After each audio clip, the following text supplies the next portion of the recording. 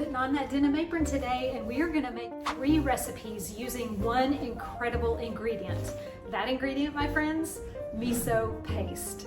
Miso paste is a really good probiotic, meaning it goes in your body and helps balance that gut bacteria. It's fermented soy. If you've never cooked with miso paste, it's super easy. It has a very strong, beautiful umami, savory flavor, and I'm gonna use it 3 different ways. First up, we're gonna do some charred miso sugar snap peas. That's gonna be using wonderful ingredients, garlic, of course we're gonna be using miso paste, absolutely delicious, a little bit of chili sauce for a kick.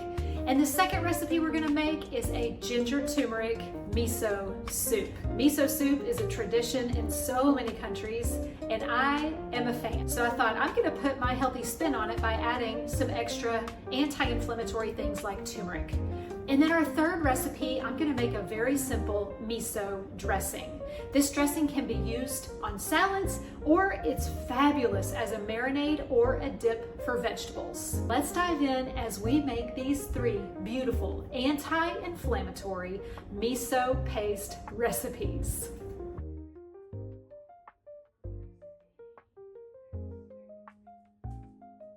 Let's make our miso sauce. First up, we have ghee, which is clarified butter.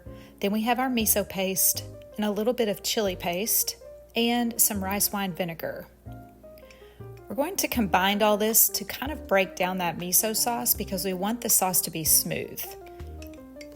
So just keep stirring until everything starts to combine.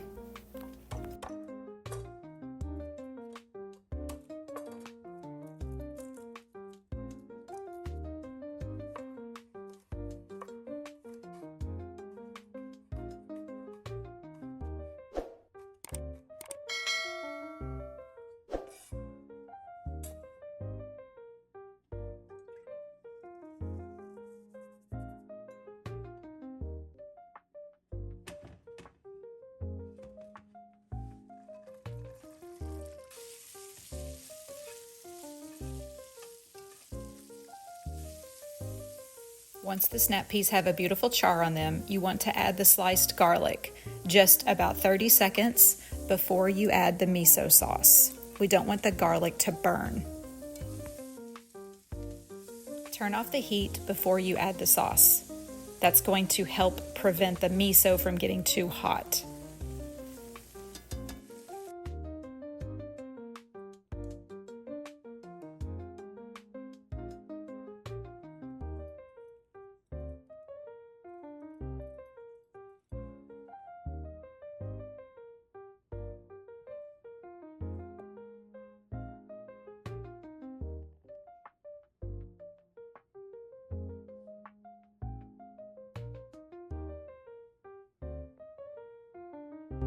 Now we're gonna change it up a little bit with a delicious soup.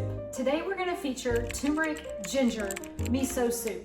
Not only is this miso soup beautiful, it's got a probiotic in it, it's nourishing, but we're also gonna be adding turmeric and ginger, which are, of course, anti-inflammatory. Let me show you how easy it is to whip this soup together.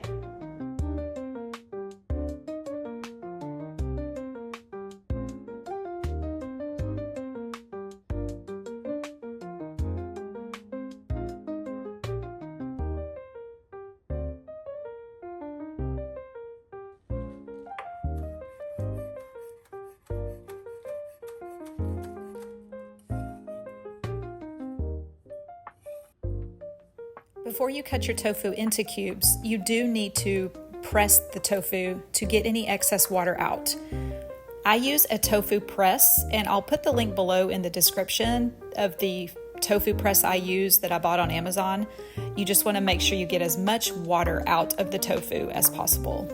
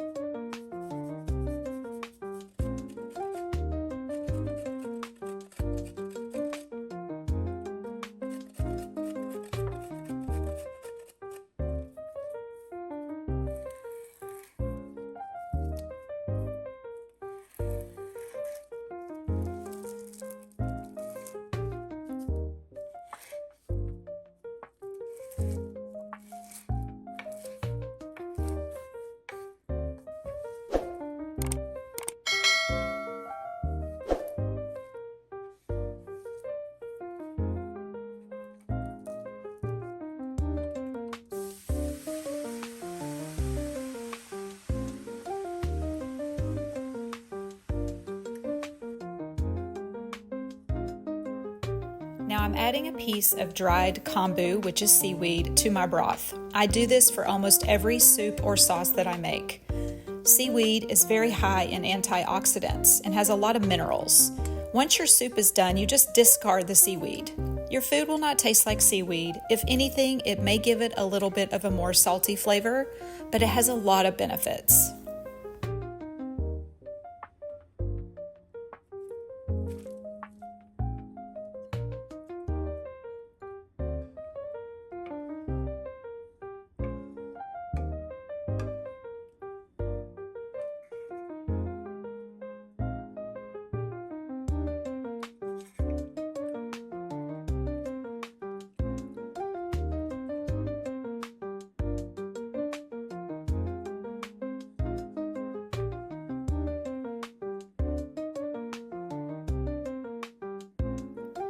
Now we're going to add in our nori strips. These are just the sheets that you use to make sushi, and I just cut them into strips. Again, this is going to add more nutrients to your dish and giving it a beautiful umami flavor.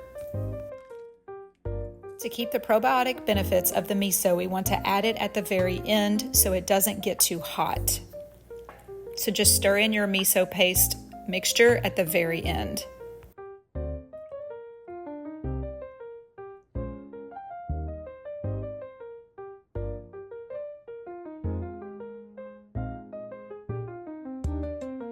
All right, we made the sugar snap peas, then we made the soup, and now we're gonna make a beautiful miso dressing. This can be a dressing on a salad.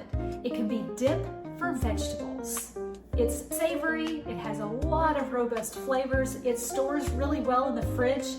Let's not wait any further, let's make the miso dressing.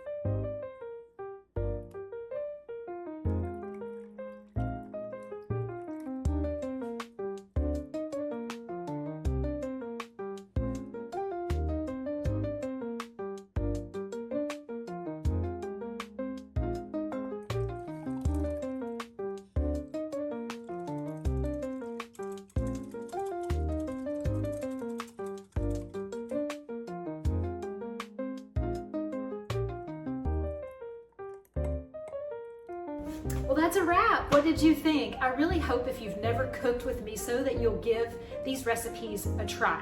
They're very easy. Miso is found at most common grocery stores today, and it's a really good staple to keep in your fridge. Just remember, when you're using miso paste, we don't want to use it over really high heat. It loses some of its probiotic features, so it kind of kills off that bacteria when you heat it really high.